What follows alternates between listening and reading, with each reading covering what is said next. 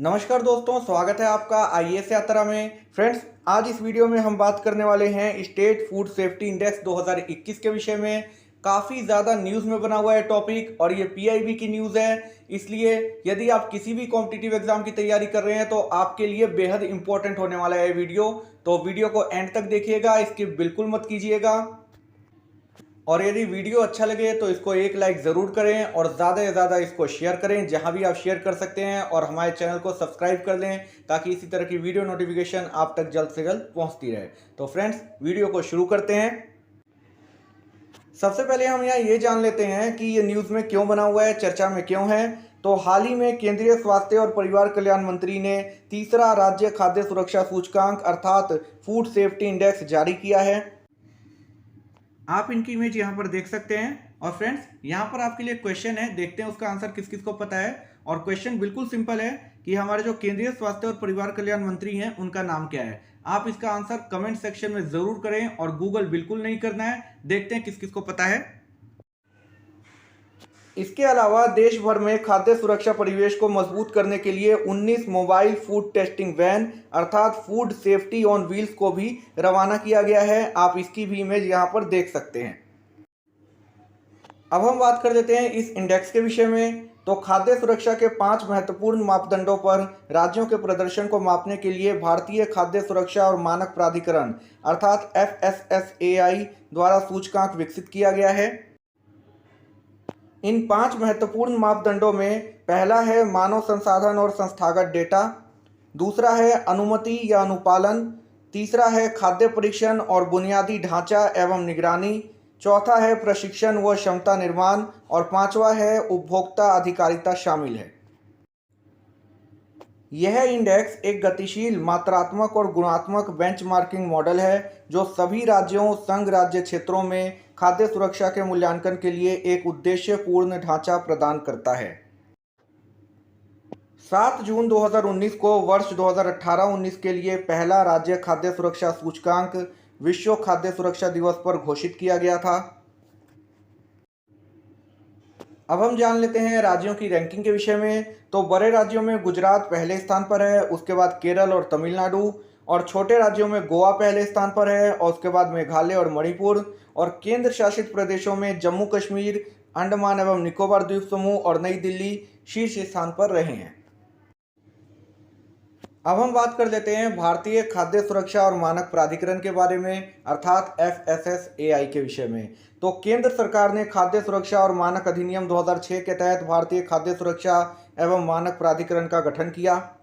इसका संचालन भारत सरकार के स्वास्थ्य एवं परिवार कल्याण मंत्रालय के तहत किया जाता है। तो ये काफ़ी ज़्यादा इंपॉर्टेंट फैक्ट है, ये आपको याद होना ज़रूरी है।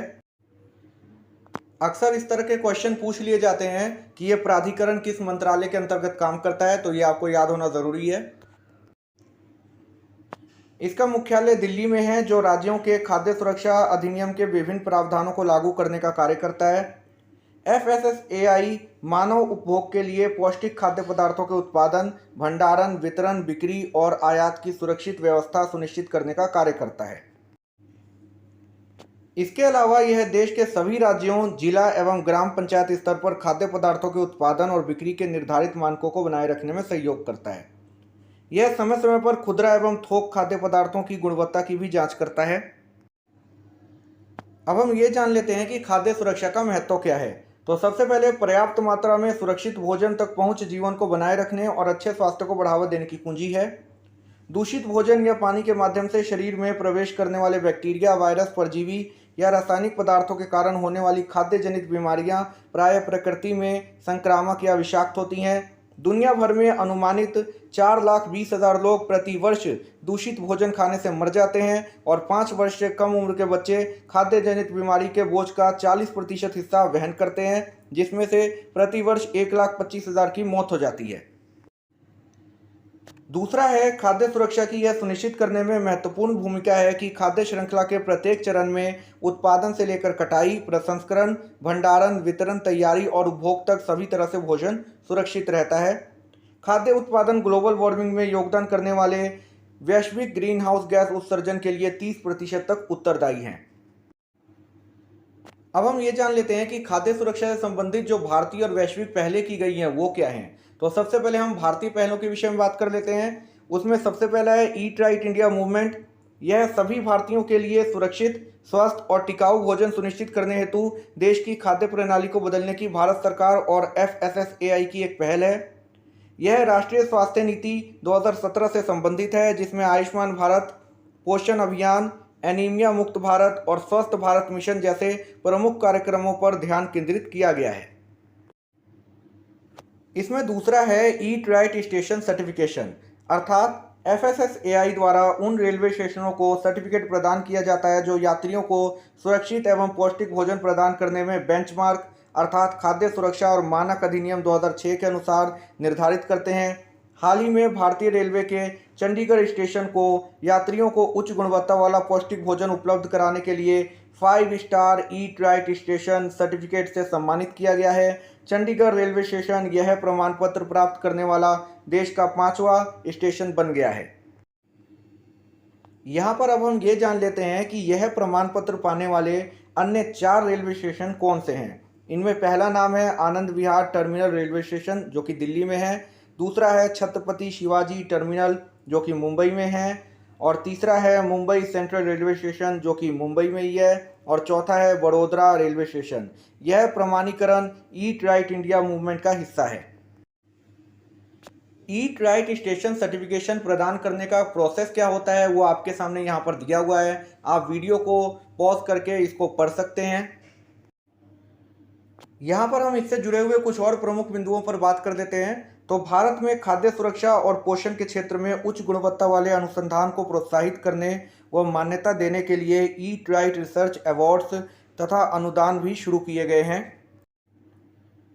चयनित खाद्य पदार्थों में औद्योगिक रूप से उत्पादित ट्रांस फैटी एसिड सामग्री की उपस्थिति की पहचान के लिए अखिल भारतीय सर्वेक्षण अर्थात पैन इंडिया सर्वे के परिणाम जारी किए गए हैं। कुल 6,245 नमूनों में से महज 84 नमूनों यानी 1.34% में ही औद्योगिक रूप से उत्पादित ट्रांस फैट की 3% से अधिक मात्रा पाई गई है। खाद्य पैकेजिंग में प्लास्टिक से जुड़े उद्योगों को शामिल करने के प्रयास में 24 खाद्य व्यवसायों ने सभी स्रोतों से 100% उपभोक्ता द्वारा उपभोग करने के पश्चात प्लास्टिक कचरे का संग्रह, प्रसंस्करण और पुनर्चक्रण करके प्लास्टिक अपशिष्ट तटस्थ बनने की प्रतिज्ञा पर हस्ताक्षर किए। अब हम यहाँ ये जान लेते हैं कि खाद्य सुरक्षा से संबंधित वैश्विक पहलें कौन सी हैं।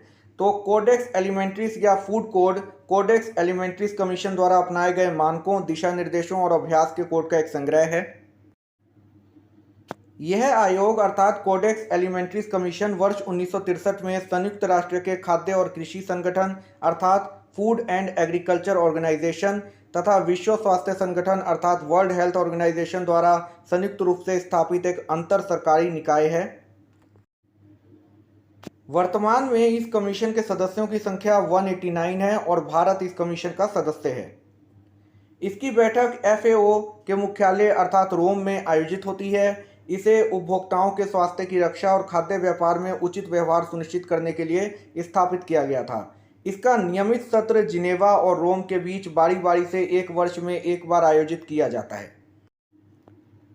तो फ्रेंड्स, ये है इस वीडियो का अंत और उम्मीद करता हूँ कि आपको इस वीडियो से ज़रूर कुछ जानने, समझने और सीखने को मिला होगा और ये वीडियो आपके लिए काफ़ी ज़्यादा हेल्पफुल साबित होगी, चाहे आप किसी भी कॉम्पिटिटिव एग्जाम की तैयारी कर रहे हैं। और यदि आपको ये वीडियो अच्छी लगी तो प्लीज़ वीडियो को एक लाइक कीजिए, ज़्यादा से ज़्यादा शेयर कीजिए और मैं इस चैनल को सब्सक्राइब कर लीजिए और बेल आइकन को ऑल की नोटिफिकेशन के साथ ज़रूर दबा दीजिए ताकि इसी तरह की वीडियो नोटिफिकेशन आपको जल्द से जल्द मिलती रहे। तब तक के लिए फ्रेंड्स अपना ख्याल रखिए। Good bye, take care, thank you for watching friends.